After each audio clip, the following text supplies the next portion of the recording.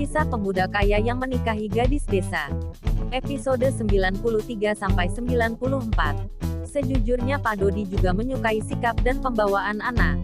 Dia juga tahu kalau Ana adalah gadis baik dan berbeda dengan yang lain. Penampilannya sangat sederhana. Meski dia tidak begitu cantik tapi akhlaknya membuatnya terlihat anggun. Selain itu dia ramah dan cerdas. Pembawaannya juga tenang. Saya setuju itu, sahut Pak Dodi mengiyakan pendapat Firas. Melihat semua orang mendukung Ana, Violin semakin geram. Dia merasa gerah berada di ruangan itu. Dia pun memilih segera keluar.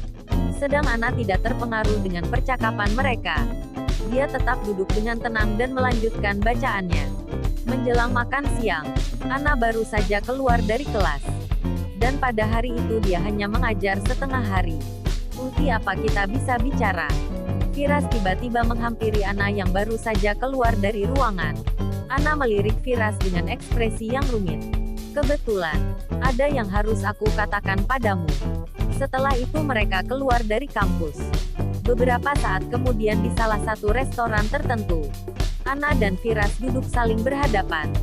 Boleh saya bertanya? Tanya Firas memulai pembicaraan. Ana mengangguk. Apakah benar yang tadi pagi itu adalah calon suamimu? Tanya Firas dengan ekspresi harap-harap cemas. Dia hanya orang yang diinginkan oleh ibuku tapi aku tidak menginginkannya. Jelas Ana tanpa ekspresi apapun sambil menunduk tanpa melihat Firas.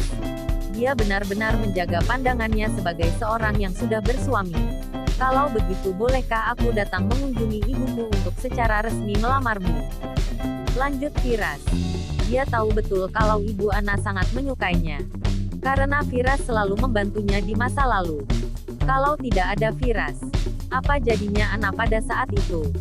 Aku sudah menikah, jawab Ana lantang tanpa membuang-buang waktu lagi. Karena dia benar-benar tidak ingin berlama-lama ngobrol bersama lelaki selain suaminya. Firas tercengang dan kaget dengan perkataan Ana yang mendadak. Dengan sedikit gemetar dan linglung Firas bertanya, dengan siapa?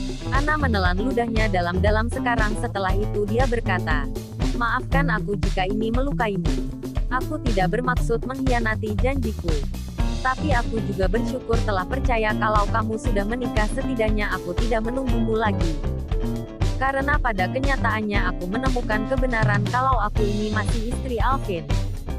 Dan beberapa bulan yang lalu kami kembali dan mendapat surat nikah. Dan sekarang kami sudah sah sebagai suami istri baik secara agama ataupun hukum. Setelah mengatakan itu Ana menunduk bersamaan dengan buliran air mata yang jatuh di pipinya. Sebenarnya dia tidak tega menghancurkan harapan Firas bukan karena dia mencintainya. Tapi dia tidak ingin orang yang begitu baik padanya merasa terluka olehnya. Tapi dia harus menyampaikannya apapun resikonya. Firas menarik nafas dalam. Setelah itu dia membuka mulutnya kembali. Kenapa kamu menangis? Apakah ada yang salah? Dan mengapa kamu minta maaf? Ana merasa heran dengan ekspresi Firas yang tampak tenang.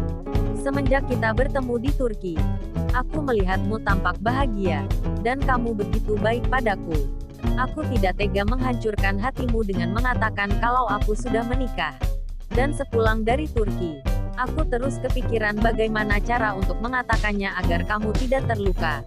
Selain dia suamiku, dia juga satu-satunya cinta dalam hidupku dan aku mencintai Alvin tanpa tersisa untuk siapapun. Lanjut Ana. Apakah aku serapuh itu menurutmu? Dan apakah menurutmu cintaku adalah harus memilikimu? Firas menatap Ana penuh arti. Ana, aku mencintaimu karena kamu membuatku merasa jatuh cinta setiap hari kepada Allah.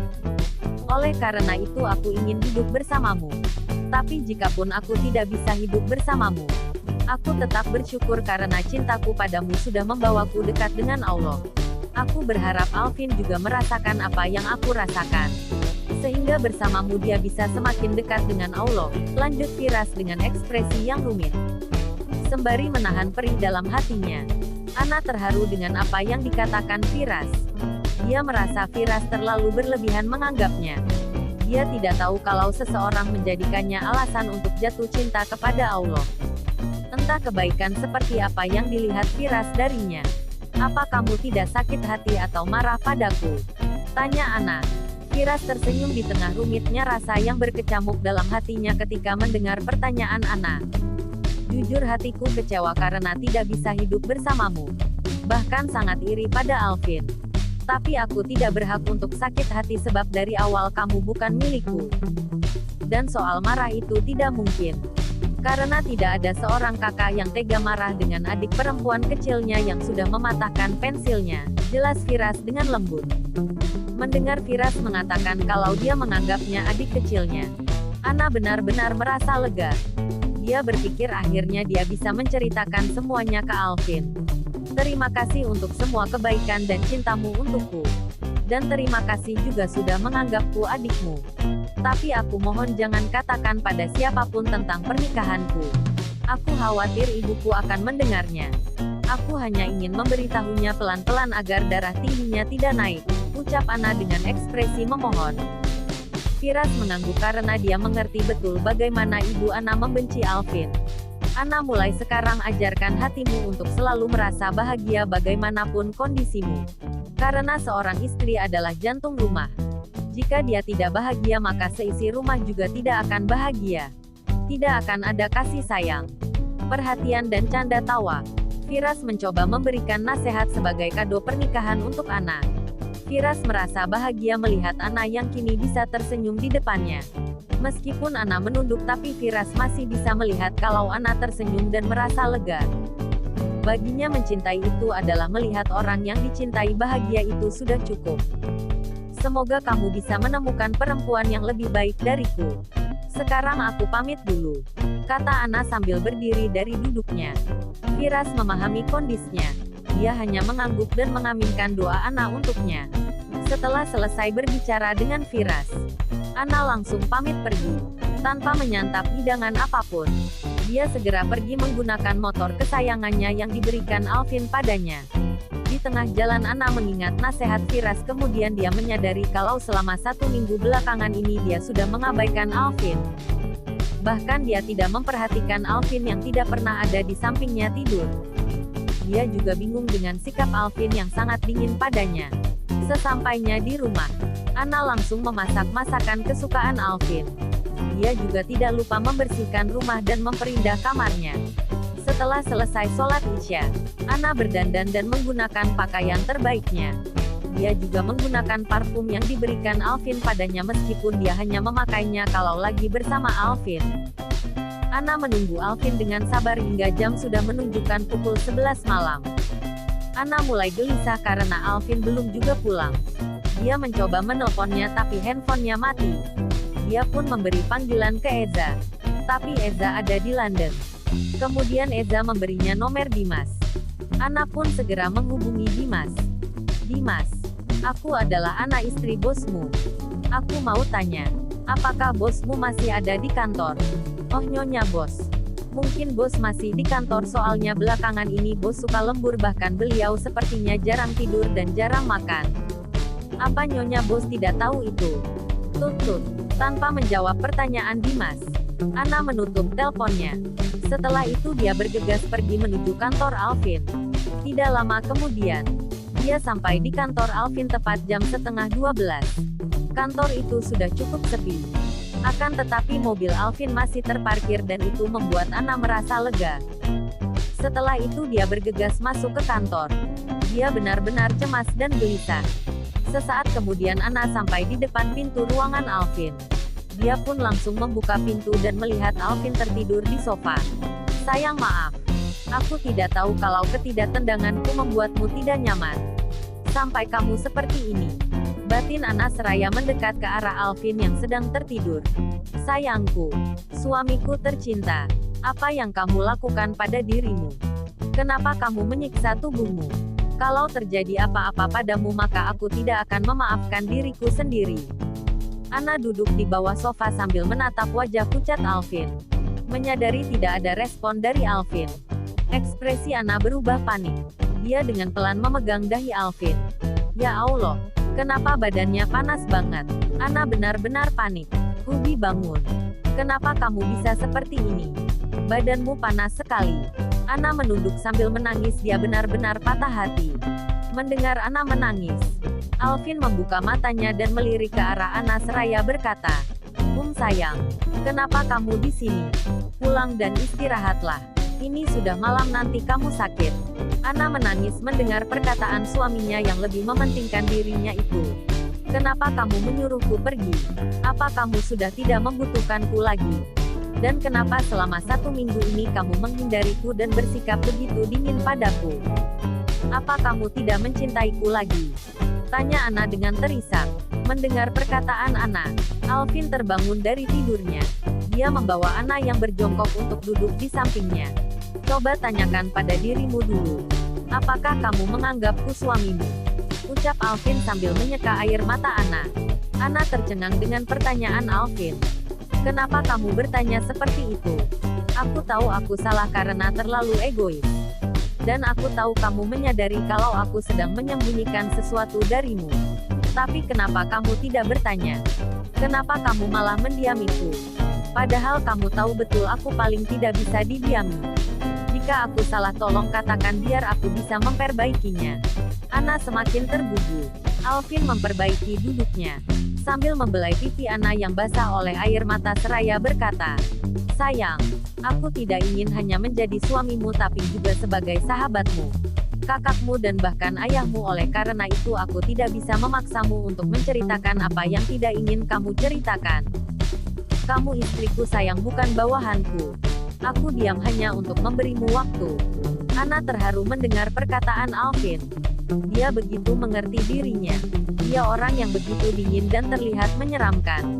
Tapi yang tidak orang ketahui kalau dia adalah suami paling pengertian dan tak ada duanya di dunia ini bagi Ana. Ana menunduk sambil menangis. Dia tahu dialah yang membuat suaminya seperti ini.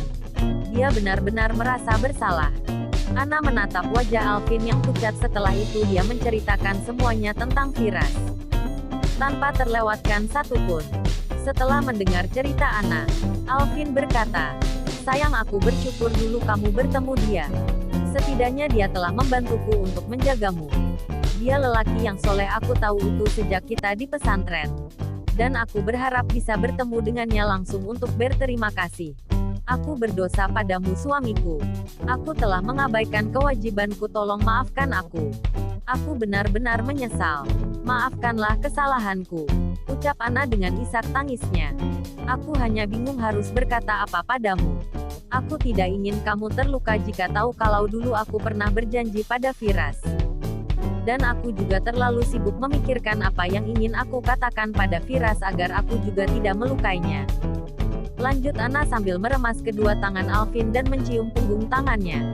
Alvin tersenyum sambil menyeka air mata Ana lagi.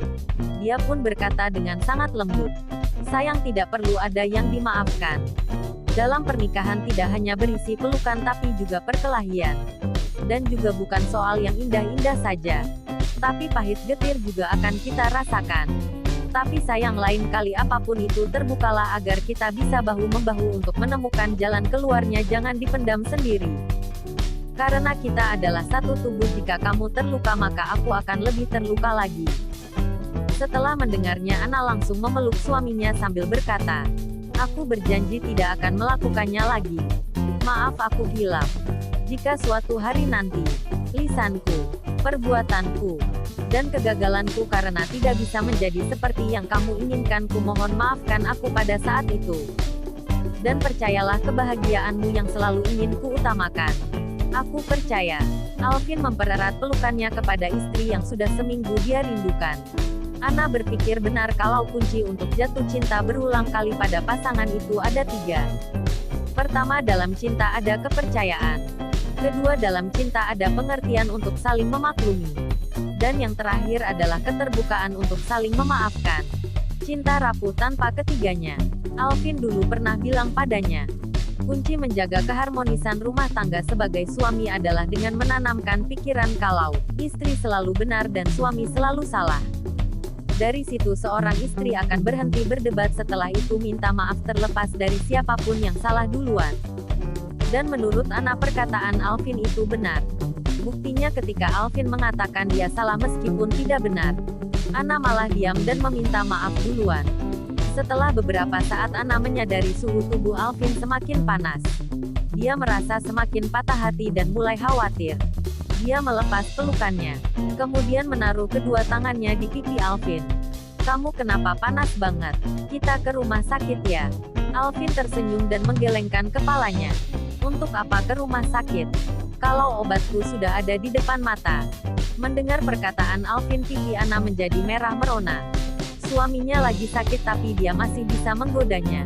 "Pokoknya kamu harus ke rumah sakit sekarang. Atau aku akan merawatmu di sini." Anna bangun dari duduknya dan mengambil kotak P3K. Namun sebelum itu Alvin menarik tangannya. Anna pun jatuh ke pangkuan Alvin. "Ruby, apa yang kamu lakukan? Aku akan merawatmu biar kamu cepat baikan. Jadi lepaskan aku. Aku akan mengambil kotak P3K dulu."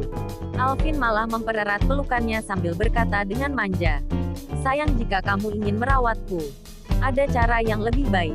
"Apa itu?" tanya Anna dengan heran sembari melirik ke mata Alvin.